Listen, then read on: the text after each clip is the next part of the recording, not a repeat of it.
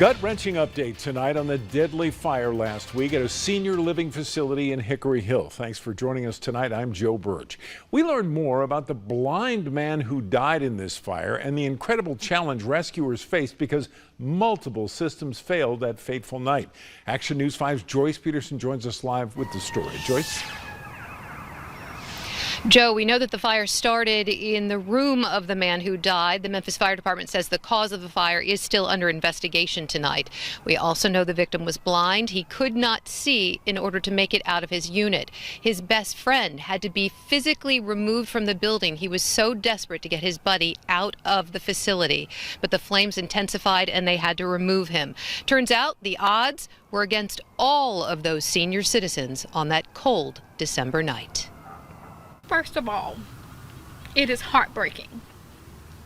It is heartbreaking because we lost the sweetest man ever. Venetia Belzer-Kimbrough, manager of the Feels Like Home independent senior living facility in Hickory Hill, choked up talking about the 72-year-old resident they lost in the December 29th fire. He was sweet.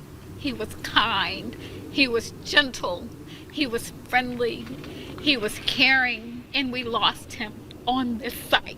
So that is the hardest part. The deadly fire, she says, was the result of a perfect storm. Busted pipes during the freezing weather that week knocked out the fire suppression system. A fire safety inspection team, just hours before the fire, red tagged the system and told the staff to patrol the property every 30 minutes to an hour. It was our staff and our residents that first discovered the fire, and when the alarms immediately went off, and it was isolated to a single room, not the tragedy that is here today. A tragedy because the sprinkler system didn't work. A tragedy, says Belzer-Kimbrough, because the fire lane, the road that used to connect the facility on Kirby directly to Winchester, was blocked off, she says, to give another neighborhood a private driveway. So they get a private driveway and we lose an emergency access lane. So it took forever for the fire trucks to make their way to our property in order to stage and get the fire put out timely. She praised the heroism of Memphis firefighters that night. 47 other residents safely evacuated. 2 seniors injured, now recovering, all temporarily sheltered at the Embassy Suites for at least the next few weeks. But a timeline for rebuilding the place that so many seniors have called home since it opened in 2015, that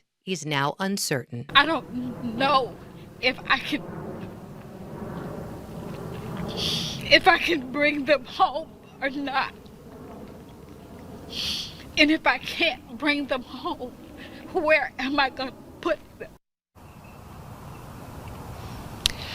The Memphis Fire Department puts the damage estimate at about $1.5 million, but Kimbrough says it's more like $6 or $7 million since more than half of the property was destroyed. They're hoping to renovate the side that was damaged by smoke and water by this summer, but she admits that is an ambitious goal. A big thank you to everyone who has generously donated items and money to support those senior citizens.